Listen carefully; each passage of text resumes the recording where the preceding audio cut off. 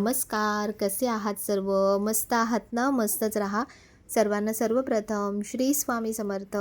तुम्हाला सर्वांना आजचा दिवस खूप छान आनंदाचा आणि आरोग्यदायी जाओ. तर आज आहे पौर्णिमा आणि आहे बुद्ध पौर्णिमा. तर पौर्णिमा जी आहे ती काल रात्री सुरू झालेली आहे आणि आज रात्री मला वाटतं 10:52 का 10:50 पर्यंत पौर्णिमा आहे. तर पौर्णिमेला सुद्धा ना विशेष दिवस मानला जातो. कारण या दिवशी सुद्धा ना असं म्हणजे ज्या शक्ती असतात, ज्या ऊर्जा असतात त्या खूप जास्त प्रभावी असतात. म्हणून आपल्याला ज्या ज्या सगळ्या सेवा करायच्या आहेत, तर त्या सगळ्या सेवा पौर्णिमेच्या दिवशी आजच्या करायच्या. तर म्हणून मी सगळं ना बेडशीट वगैरे पण काढून टाकते. आठवड्यातून एकदा तरी आपण अशा प्रकारे आपल्या ज्या बेडशीट्स वगैरे असतात ना, त्या धुवून टाकायच्या. कारण आपण आठवडाभर किंवा आपण सतत त्याच्यावरती झोपतो, पडतो, तर त्याच्यामुळे काय होतं की जी आपली नेगेटिव्ह एनर्जी, आपला आळस ते सगळं त्याच्यावर जमा होत असतं. तर म्हणून जसं तुम्हाला वाटते की खराब झाली आहे चादर किंवा आठवड्यातून एकदा जसं मी म्हटलं की ह्या सगळ्या गोष्टी क्लिनिंगच्या करत जा. ज्यामुळे घरातलं जे वातावरण आहे ना, तर ते छान होतं, चांगलं होतं, पॉझिटिव्ह होतं. तर आज केस पण मी स्वच्छ धुवून घेतले आणि केस धुतल्यानंतर बघा केवढूशे दिसतात.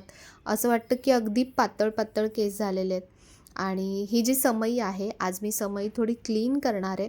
म्हणजे घासणार नाही आहे, पण कशाने क्लीन करणार आहे ती मी तुम्हाला दाखवते.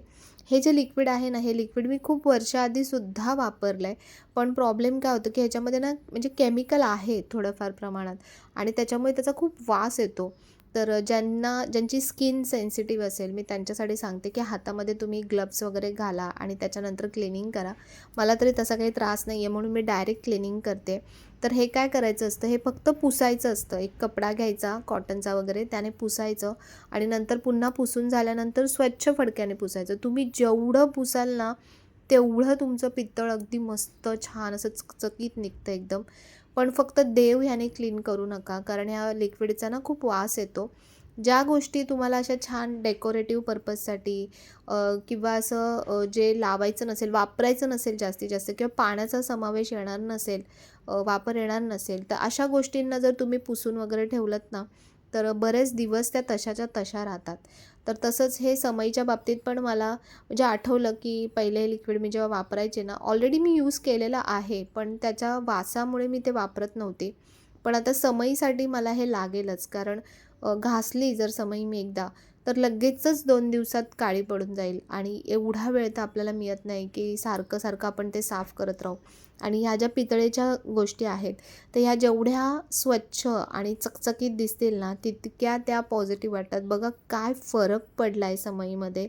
म्हणजे जेवढी आधी नव्हती ना, त्यापेक्षाही सुंदर अशी चमकते. हे लिक्विड खरंच खूप वर्थ आहे, मी तुम्हाला सांगेन. खूप छान पितळेच्या ज्या गोष्टी आहेत ना, खूप छान. तुम्ही ज्या डेकोरेटिव्ह गोष्टी काही घेताय पितळेच्या, घंटी म्हणा किंवा काही, तर ते तुम्ही ह्या लिक्विडने पुसून ठेवा. बघा बरेच दिवस तशाच राहतील. पण फक्त एक आहे की पाण्याचा हात लागू देऊ नका मग त्याला. कारण एकदा जर पाण्याचा हात लागला, तर पुन्हा ती गोष्ट लगेचच 2 दिवसात लगेच खराब होते. म्हणजे काळी पडायला सुरुवात होते. तर म्हटलं आता वरचा पोर्शन क्लीन केला आहे, तर हे पण क्लीन करून घेते आणि तुम्हाला बघा जवळून दाखवते, की जसं-जसं मी सेकंड फडक्याने पुसते आहे ना आणि हे जे मी टिश्यू घेतले आहेत, तर हे जे आपले नॅपकिन येतात म्हणजे किचनचे टॉवेल नॅपकिन्स येतात. तर जे यूज अँड थ्रोसारखे यूज करू शकतो ते मी घेतलेत. कारण ह्या लिक्विडचा इतका वास येतो की ते धुवून परत क्लीन होणं शक्य नाही आहे. तर म्हणून मग असे पेपर घ्यायचे किंवा असा कपडा घ्यायचा की तो तुम्हाला टाकून देता येईल. कारण इतकं काळं निघतं ना, जितकं काळं निघतं तितकं ते चमकत जातं. जसं हीट कशी आपण बघा ते पायाची मशीनवर नाही का ते आपण करतो तेल वगैरे टाकून, तेव्हा कसं पायातून काळं, काळं, काळं, काळं निघायला लागतं. म्हणजे हीट निघते. मला असं वाटतं तसंच काही हा प्रकार असेल आणि तसंच सगळं काळं काळं माझे हात पण इतके काळे झाले होते ना पूर्ण. हात पण मला 1-2 वेळा पूर्ण लिक्विडने वॉश करायला लागले, तेव्हा कुठे तो वास जरा कमी झाला. पण तुम्ही समई बघा, म्हणजे तुमची जी मेहनत आहे ना ती पेड ऑफ आहे मी म्हणेन. इतकी छान चमकली आहे. हा मोरसुद्धा आधी खूप काळपट-काळपट वाटत होता.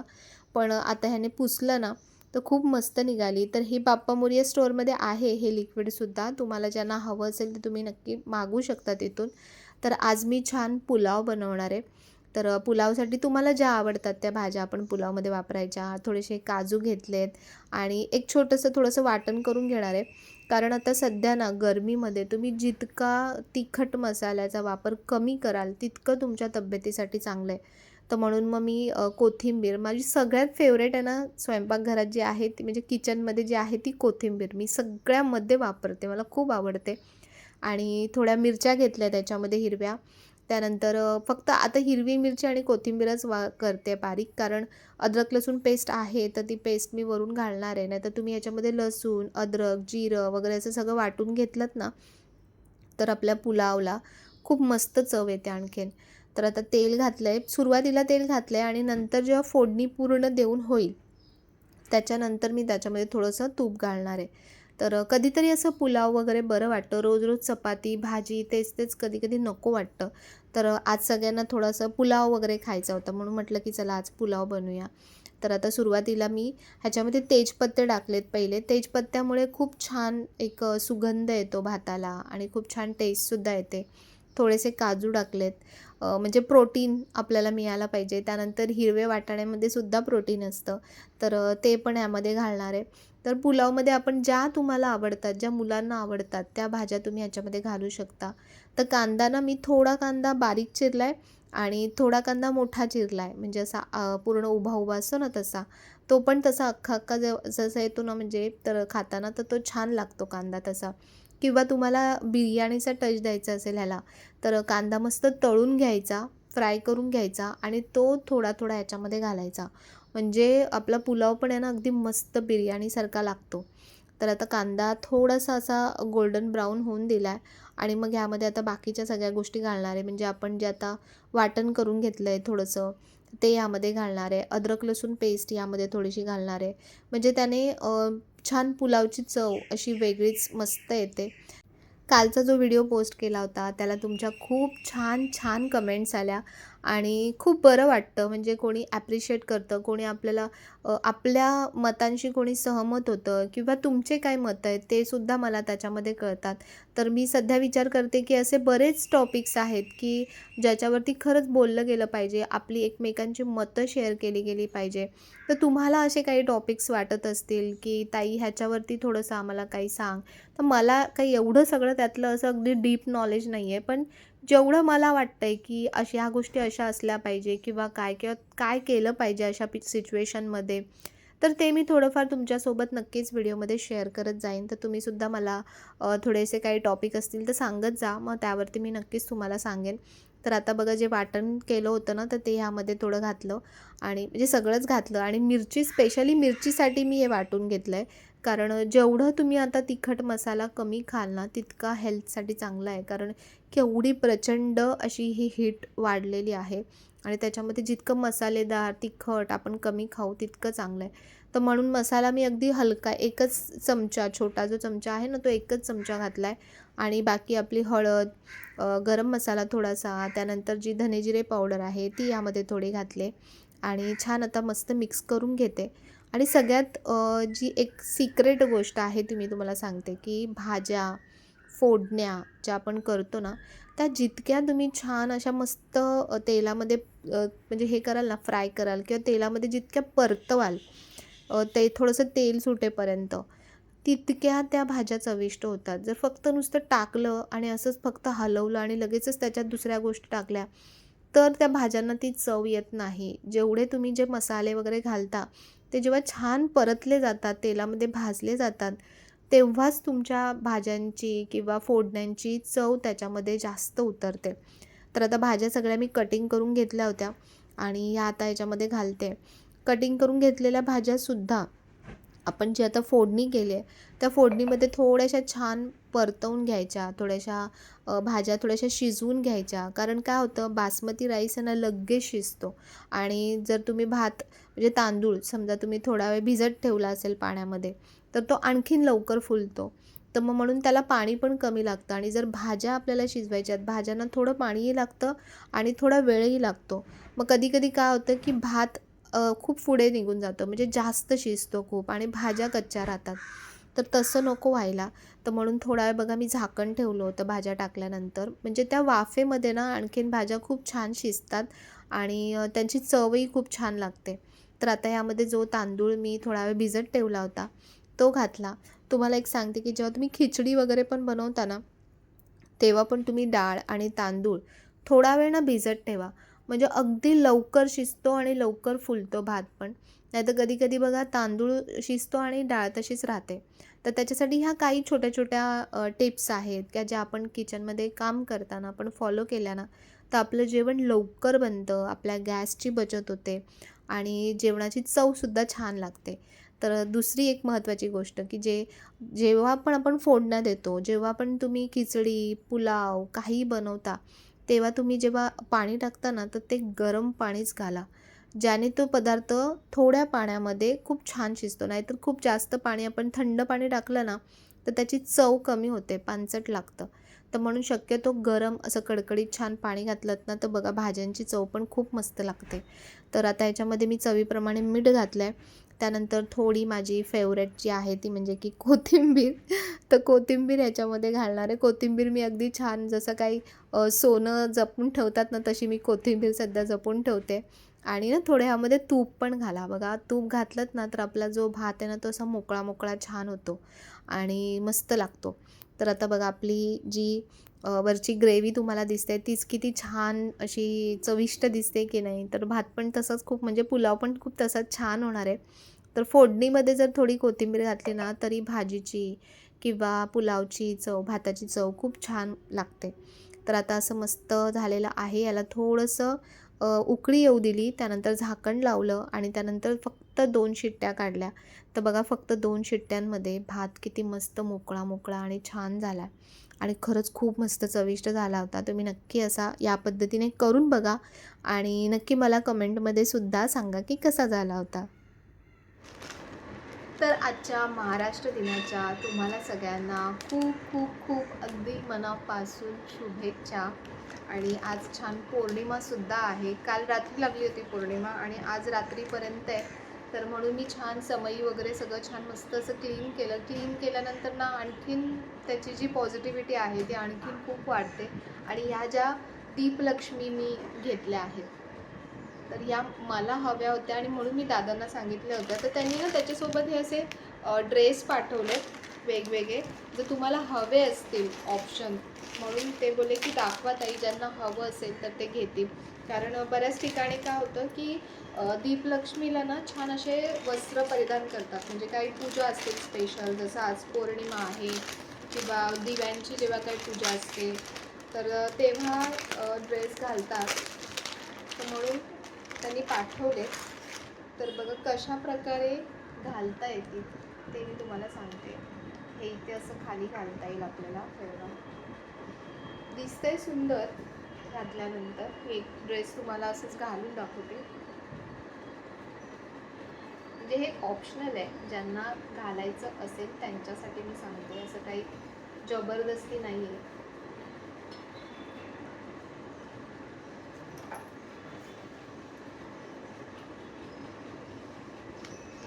हा जो हे जे ड्रेस आहेत ना, हे आपण जे महालक्ष्मी आईला जे वस्त्र परिधान करतो तेच आहेत. तर ते ह्यांना पण तुम्ही अशा प्रकारे घालू शकता. छान.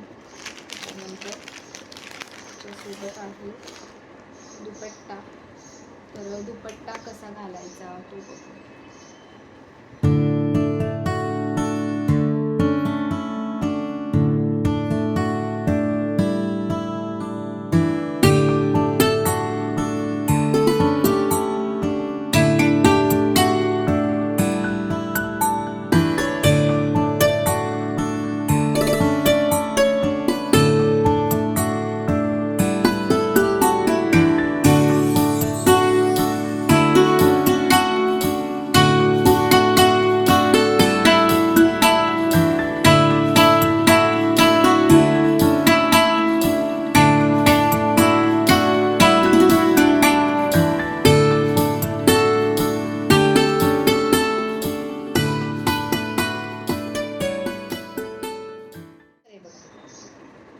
अशा प्रकारे ड्रेस घालू शकता. खूप छान दिसतोय.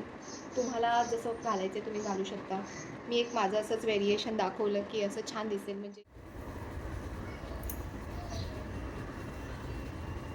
तर अशा प्रकारे काही स्पेशल पूजा असतील तेव्हा जर तुम्हाला असं सजवायचं असेल दीपलक्ष्मीला, तर तुम्ही अशा प्रकारे ड्रेसने सजवू शकता. ह्याच्यामध्ये साईजसुद्धा अवेलेबल आहेत आणि कलरसुद्धा अवेलेबल आहेत. हा बघा, हा रेड कलर आहे आणि हे छोटे आहेत. ज्या छोट्या साईजच्या दीपलक्ष्मी आहेत ना, त्यांच्यासाठी हा छोटे साईज आहे. म्हणजे समजा कोणी छोटी थोडी घेतली तर छोटा ड्रेस लागेल, त्याच्यासाठी हा छोटा ड्रेस आहे. तर तो तुम्ही अशा प्रकारे पण घालू शकता किंवा तुम्हाला कुठल्या वेगळ्या पद्धतीने घालायचं असेल तसाही घालू शकता. कोणाला असा वरून डोक्यावरून पदर वगैरे हवा असेल तर तसाही घेऊ शकता. तर काय होतं, खूप जास्त झाकलं जातं ते आणि चांगलं दिसत नाही. म्हणून जेवढं थोडंसं असं मोकळं ठेवाल ना किंवा फक्त सरळ असं जरी ठेवलं तरी खूप सुंदर दिसतं बघा.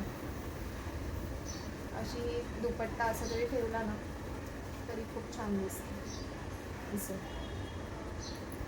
हे खूप सुंदर वाटतंय. म्हणजे आधीचं कसं जरा पॅक वाटत होतं, पण हे खूप छान दिसतं बघा. असं पण घालू शकता. तर अशा वेगवेगळ्या पद्धतीने आपण असे छान ड्रेस घालू शकतो. तर तुम्हाला कोणाला हवे असतील तर तुम्ही नक्की सांगा. तुम्ही जर दीपलक्ष्मी घेत असाल तर त्याच्यासोबत असं हवं असेल तर तुम्ही वस्त्रही घेऊ शकता. सुंदर दिसतं बघा, छान दिसतं. असं काय काय शोधत राहतो आणि तुमच्यापर्यंत पोचवण्याचा प्रयत्न असतो की जो आनंद मला मिळतोय तो आनंद तुम्हालाही मिळू दे. तुमच्याही घरात छान प्रॉस्पेरिटी, पॉझिटिव्हिटी छान येऊ दे. फक्त एका गोष्टीची काळजी घ्या, जेव्हा तुम्ही इथे दिवा लावणार ना तर तेव्हा वस्त्रांची थोडीशी काळजी घ्या. कारण स्पेशली म्हणून जे दिवे असतात ना त्यांना वस्त्र वगैरे घालत नाहीत. कारण आपण जेव्हा लावतो दिवा तर आपलं लक्ष नसतं, कधी हवा येते किंवा काय.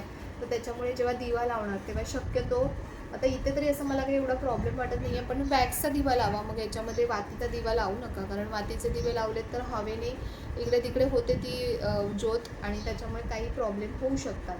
तर म्हणून जेव्हा ड्रेस वगैरे घालाल तर तेव्हा थोडी काळजी घ्या, एवढंच मला सांगायचं आहे. आणि नॉर्मल असंच जरी तुम्ही ठेवलं तरी खूप सुंदर दिसतं. म्हणजे दीपलक्ष्मी अशीच जरी ठेवली तरी खूप छान दिसते. तर अशा प्रकारे थोडं हे काय काय छान छान व्हेरिएशन चांगलं वाटतंय. तर आजचा जो आहे महाराष्ट्र दिन, आज आहे 1 मे महाराष्ट्र दिन. तर आपल्याला सगळ्यांना आजचा जो दिवस दिसतोय तो आपले जे छत्रपती शिवाजी महाराज आहेत त्यांच्यामुळे आपल्याला आजचा हा दिवस दिसतोय आणि त्याच्यासाठी त्यांना खूप खूप कोटी कोटी आभार, कोटी कोटी त्यांचे वंदन. आणि आपल्या सगळ्यांना आपल्या महाराष्ट्राचा आपल्या सगळ्यांना अभिमान आहे. पण आज हे जे वातावरण आज जसं होतं आहे की एवढी हीट वाढते आहे, एवढ्या सगळ्या गोष्टी बदल घडत आहेत वातावरणामध्ये, निसर्गामध्ये. तर आपला जो देश, आपलं जे राज्य आहे, आपला जो देश आहे, तर त्याची काळजी घेण्याचं जे काम आहे ना ते आपलं आहे, ते आपलं कर्तव्य आहे एक प्रकारचं. तर म्हणून झाडं सगळ्यात महत्त्वाचं मी तुम्हाला सांगेन की आता खूप महत्त्वाचं ते म्हणजे की झाडं. कारण ते जास्तीत जास्त ऑक्सिजन रिलीज करतात. आपण प्रत्येक गोष्ट बघा, निसर्गाकडे बघताना सुद्धा आपण फायदाच बघतो. तर निसर्गाची काळजी घेणं खूप महत्त्वाचं आहे. तर तुम्ही आपले जेही असे काही सण असतात किंवा काही स्पेशल दिवस असतात, तर तुम्हाला स्पेशल काय करायचं असेल ना तर तुम्ही छान असं झाड लावा. आणि ज्यांच्याकडे खूप मोकळा स्पेस आहे तर तुम्ही भरपूर छान छान झाडं लावू शकता. तर एक झाड आपण आत्ता लावू ना तर ते अजून 5-10 वर्षांनी इतकं छान मोठं होईल आणि खूप त्याचा बराच फरक पडेल. आपली एवढी सगळी लोकसंख्या आहे, आपल्या एवढ्या सगळ्या लोकसंख्येने जर हा विचार केला की मी एक व्यक्ती जर एक जरी झाड लावेल, वर्षातून सांगते, वर्षातून एक जरी झाड लावेल तरी किती जी पृथ्वी आता सगळी जी अशी नीरस झाली आहे ना तर ती छान अशी प्रफुल्लित होईल, हिरवीगार होईल. आणि खरंच आपण आपल्या देशाला, राज्याला जर काही देऊ शकत असू तर मी म्हणेन की निसर्गाची काळजी घ्या. निसर्गाला पुन्हा तसं होऊ द्या, हिरवंगार होऊ द्या. बघा, पूर्ण हे जे सगळं आता वातावरण बदलतं आहे ना ते वातावरण आणखीन चांगलं प्रकारे बदलेल. तसंच आता जे मी बघते सध्या की थोडंसं असं बोलते तुमच्यासोबत. तर जे बघते आता सध्या की बघत होते कोण आहे का, तर सध्या जे आता हे नाशिकला जो कुंभमेळा होणार आहे आता, तर त्या मेळ्यासाठी इतकी सारी मोठी मोठी झाडं तोडली जाणार आहेत. तर जर खरंच हा व्हिडिओ मोठे कोणी अधिकारी किंवा कोणी व्यक्ती बघत असतील तर प्लीज, खरंच रिक्वेस्ट आहे, अगदी तळतळीची रिक्वेस्ट आहे की प्लीज झाडं तोडू नका. निसर्गाची हानी करून किंवा निसर्गाला त्रास देऊन आपण कुठलंच देवाचं काम चांगल्या प्रकारे करू शकणार नाही. देव कधीच खुश होणार नाही की तुम्ही तिथली जी एवढी जुनी वर्षानुवर्षाची जी एवढी मोठी मोठी झाडं आहेत ती तोडून आपण आधुनिक गोष्टी करतोय किंवा सुखसोयी निर्माण करतोय, त्या होऊच शकणार नाही. कारण ती झाडं तुटली तर किती म्हणजे बोलतात ना, निसर्गाची किती हानी होईल तिथे. आणि ती झाडं पुन्हा उगवणं किंवा तेवढी झाडं पुन्हा होणं हे अशक्यच आहे मी म्हणेन. आणि नाहीच लावली जात. आता मी कितीतरी ठिकाणी बघते ना की डेव्हलपमेंटच्या नावाखाली झाडं तोडली जातात, सांगितलं जातं की पुन्हा लावण्यात येणार आहेत, पण ती लावली जात नाहीत. कोणालाही त्याची अशी म्हणजे खरंच काळजी नाही आहे किंवा कोणालाही पडलेलं नाही आहे की इथे परत ती झाडं दिसली पाहिजे, हिरवागार वातावरण असलं पाहिजे. तर आज जे नाशिक जे शहर आहे ते या झाडाझुडपांमुळे इतकं थंडावं आहे, तिथे वातावरण इतकं चांगलं आहे. आणि जर या कुंभमेळ्यासाठी जर एवढी झाडं तोडली जाणार असतील तर खूप दुर्दैवी गोष्ट आहे मी म्हणेन. खूप दुर्दैवी गोष्ट आहे की जे आज तिथे साधू संत येणार आहेत कुंभमेळ्यासाठी, तर ते काय मोठ्या मोठ्या हॉटेलमध्ये वगैरे 5 स्टार हॉटेलमध्ये जाऊन राहणार आहेत का? तिथे जी झाडं आहेत, जी मोठी मोठी झाडं आहेत, त्यांच्या सावलीच्या खाली, त्यांच्या डेऱ्याच्या खालीच ते राहतात, जेवतात, झोपतात. तर त्याच्यामुळे जर आपण असं दैवी गोष्टीसाठी किंवा आध्यात्मिक गोष्टीसाठी जर आपण काही करतोय तर आपण ह्या गोष्टी खरंच करायला नको. कारण देव जो आहे ना तो निसर्गामध्येच आहे. आणि जर निसर्गाची वाट लावून किंवा निसर्गाला हानी पोचवून जर आपण देवाचं कुठलं काम करायला जाणार असणार तर ते काही तिथपर्यंत पोचणार नाही आहे. देवाला ते आवडणारच नाही आहे पहिली गोष्ट तर म्हणून प्लीज झाडांची तोडाताड करू नका. झाडांना न तोडता तुम्हाला काही सोयी करता येत असतील तर त्या करण्याचा प्रयत्न करा. किंवा जसं आहे आत्तापर्यंतही चालवतं किंवा आत्तापर्यंतही चालतच होतं, कुंभमेळे होतच होते, एवढ्या सुखसोयी नसूनसुद्धा होतच होते. तर त्या आता इतकं सारं मी म्हणेन की इतकी सारी टेक्नॉलॉजी आलेली आहे, इतकं सारं तंत्रज्ञान वाढलेलं आहे, तर का झाडं तोडूनच का तुम्हाला त्या गोष्टी करायच्या आहेत? तुम्ही त्याच्यातून मार्ग काढा ना की कसं आपल्याला याच्यात काही आणखीन करता येत असेल. तर प्लीज ही गोष्ट नक्की पोचू द्या कोणापर्यंत, जिथपर्यंत पोचायची तिथपर्यंत पोचू द्या. आणि सगळ्यांनीसुद्धा या गोष्टीला खरंच प्रोटेस्ट केलं पाहिजे. म्हणजे बरेच जण करतायत ऑलरेडी, पण आणखीन ग्लोबली सगळ्यांकडून त्याला हे आलं पाहिजे की नाहीच, झाडं तोडलीच नाही गेली पाहिजेत. कारण नवीन झाड, आज एक नवीन झाड लावलं ना तर ते मोठं त्याचं रूपांतर होण्याला जवळपास पुढचे 10-20 वर्ष किंवा ही जी जुनी झाडं आहेत ही 50-100 वर्षापासूनची जुनी झाडं आहेत. आणि म्हणून तेवढा वेळ आता म्हणजे तेवढा वेळ मिळेल किंवा तेवढा वेळात ती झाडं परत तशी होतील किंवा नाही हे माहीत नाही आपल्याला, पण जे आहे ते जपून ठेवणं हे आपलं काम आहे. तर म्हणून अशा चांगल्या गोष्टींसाठी आपण जी सुरुवात आहे ना ती अशा चुकीच्या गोष्टींनी नको व्हावी. तर म्हणून अशी विनंती आहे की प्लीज झाडांना तोडू नका आणि झाडांची काळजी घ्या. त्यांना ते ॲटलिस्ट नवीन लावत नाही आहे तर जुनी जरी जी आहेत ती तरी तशीच्या तशी राहू दे. तर हा असं मला वाटते की हा माझ्याकडून मेसेज आहे. आणि सगळ्यांनीच या गोष्टींची काळजी घ्यावी, सगळ्यांनीच या गोष्टीसाठी पुढाकार घ्यावा, तरच ती गोष्ट कुठेतरी थांबेल.